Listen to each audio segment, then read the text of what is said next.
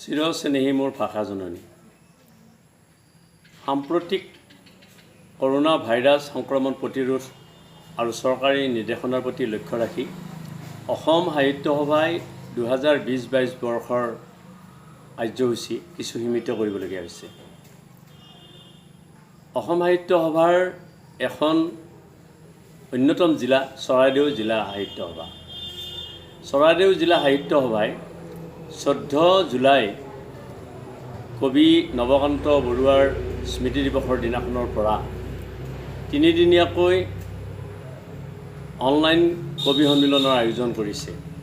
এই খবৰটো পাই অসম সাহিত্য সভাৰ তৰফৰ পৰা আমি সন্তোষ প্ৰকাশ কৰিছোঁ আৰু তেখেতসকলক এই চেগতে সাদৰ সম্ভাষণ আৰু শুভেচ্ছা জনাইছোঁ।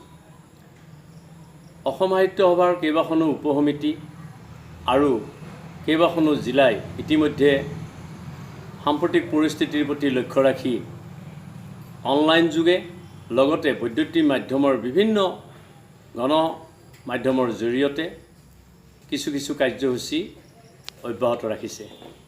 চৰাইদেউ জিলা সাহিত্য সভাই নৱকান্ত বৰুৱা সোঁৱৰণী অনলাইন কবি সন্মিলনৰ যি প্ৰস্তুতি অব্যাহত ৰাখিছে আৰু তিনিদিনীয়াকৈ তেখেতসকলে যি আয়োজন কৰিছে সেই আয়োজন যাতে সুন্দৰ সাফল্যমণ্ডিতভাৱে সমাপ্তি ঘটে তাৰ কাৰণে মই আশা প্ৰকাশ কৰিছোঁ আৰু অনাগত দিনত চৰাইদেউ জিলা সাহিত্য সভাৰ দৰে অন্য জিলায়ো তেনেধৰণৰ কাৰ্যসূচী নিশ্চয় হাতত ল'ব।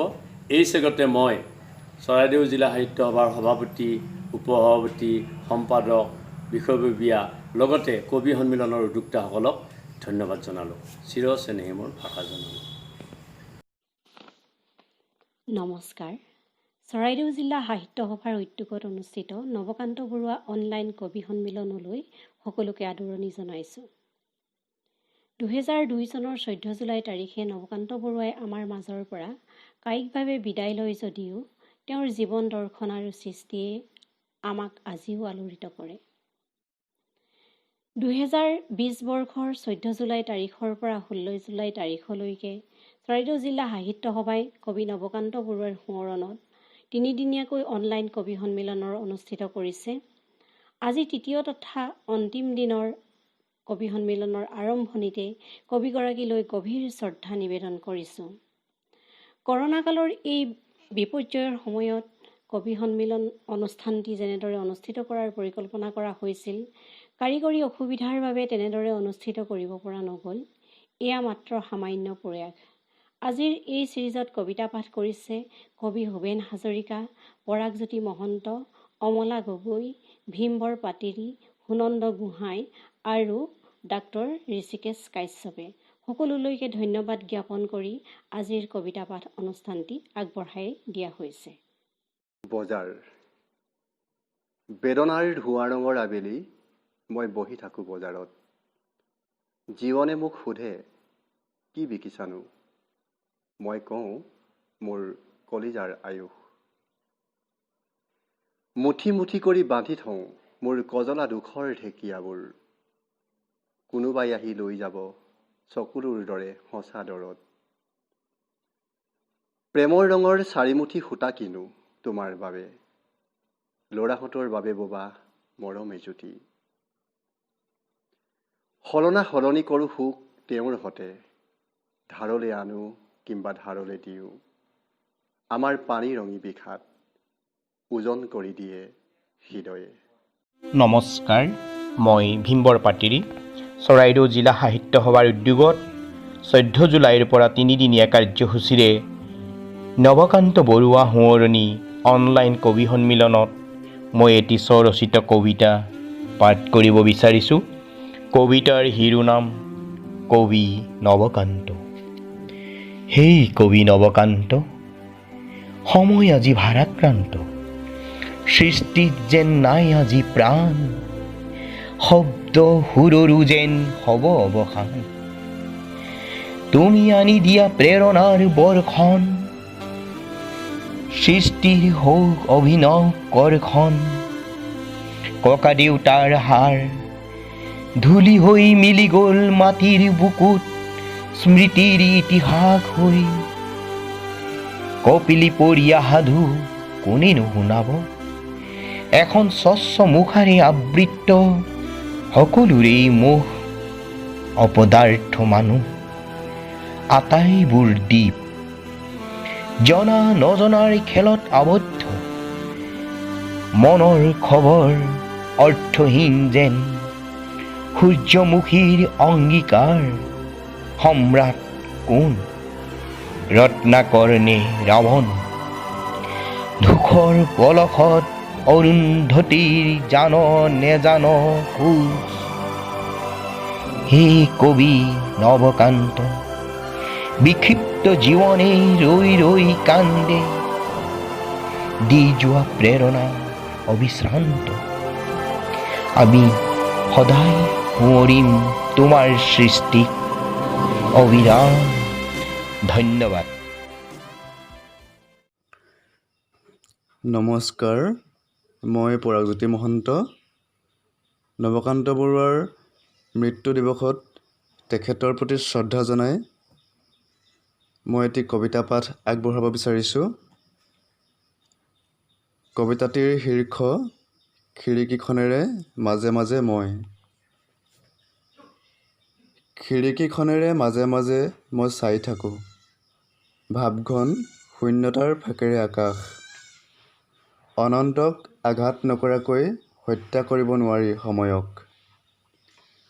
সময়ক যদি এখন নদী বুলি ধৰি লোৱা হয়, স্বপ্নবোৰ হ'ব লাগিব একো একোটা মাছ।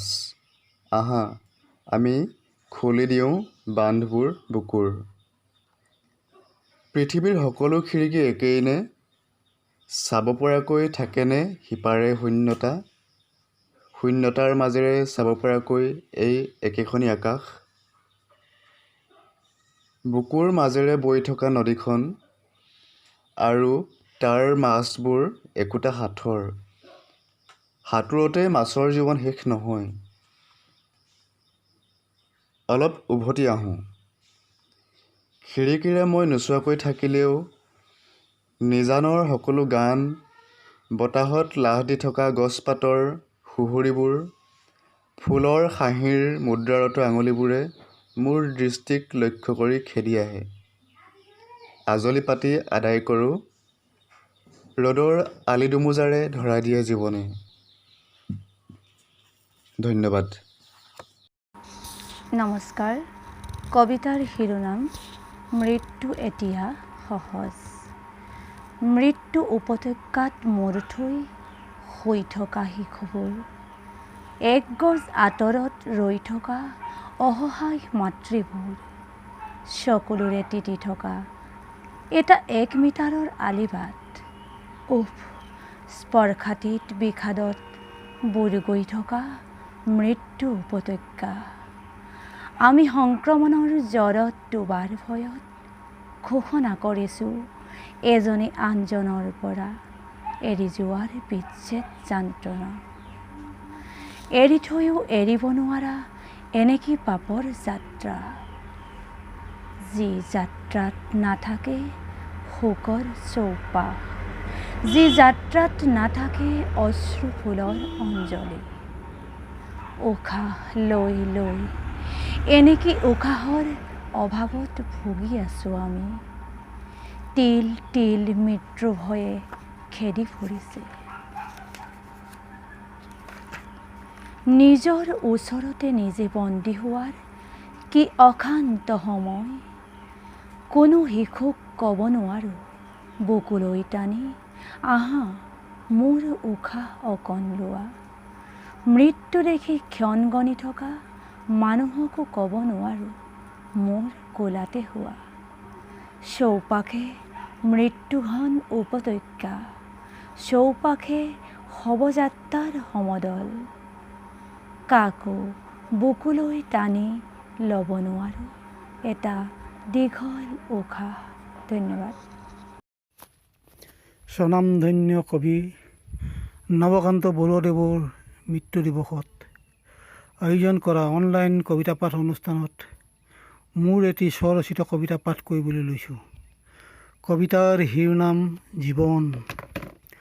মইতো বিচৰা নাই জোন জোনালী, বিচাৰিছো এটি মাথো হৰা শেৱালি নিবিচাৰোঁ নীলিমাৰ সেই মেঘ মেঘালী নাই তেনে অভিপ্ৰায় মন খেৱালি সবাৰে অজানা মাথো এটি বালি চাহি বিভুৰ ভাৱনা হিনিতে থাকে ভাহি বাগিচা শুৱনি কৰি ফুল ভৰি পৰে সুৰভি বিলায়ো দেখোন দুদিনতে মৰে ভাবিছা ধুনেৰে যদি জগত জিনি ল'ম দুদিনৰ আমেজহে মাথো নহ'ব পৰম হলীৰ আবিৰে জানো জীৱন ৰঙীন হয় বতৰৰ ফলহে মাথো কাললৈ নৰয় আগ পিছ ভাবিলৈহে খোজ দিবা চাই ক্ষন্তেকীয়া জীৱন মাথো বাটতে হেৰাই।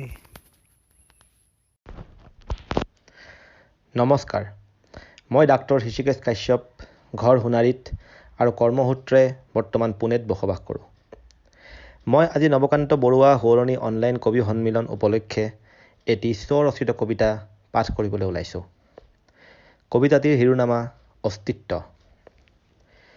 সহস্ৰ বৰ্ষ অমি অমি জ্বলি থকা এটি জাগ্ৰত অগ্নেয়গিৰিৰ দৰে তাই ইহকাল পৰ্যন্ত যি বিস্ফোৰণৰ সৌভাগ্যৰ পৰা বঞ্চিত জ্বলাই ৰাখিছে তায়েই মোৰ হৃদয়ৰ বন্ধ কোঠা তেনেকৈয়ে যেন উমান দিয়ে তাই স্ব অস্তিত্বৰ ভাষাৰ ৰম্যভূমিৰ পৰা নিলগত শব্দৰ নিৰ্ধাৰিত অৰ্থবহতাৰ উদ্ধত অনুভৱৰ চূড়ান্ত শিখৰত অৱস্থান তাইৰ আৰু অপাৰক তাই পঞ্চ ইন্দ্ৰিয়ৰ সীমিত পথাৰত গ্ৰহণযোগ্য হয় নিজকে প্ৰকাশিবলৈ মোৰ দুআঙুলিৰ মাজত ব্যাকুলতাৰে বাট চাই ৰোৱা কলমটোৰ আকুল আহ্বানক সঁহাৰি দিবলৈও তাই অনিচ্ছুক কিন্তু তাইৰ ৰমণীয়তা নিশ্চয় মোৰ হৃদয়ৰ দ্বাৰা স্বীকৃত যদিও শয্যাতীত মোৰ আত্মাৰ ওপৰত তাইৰ দৈৱ উপস্থিতিৰ ভাৰ তাই হ'ল এটি মৌন কবিতা যাক শব্দেৰে প্ৰকাশিব নোৱাৰাৰ বেদনাত হয়তো জন্ম পালে আন এক সশব্দ কবিতাই।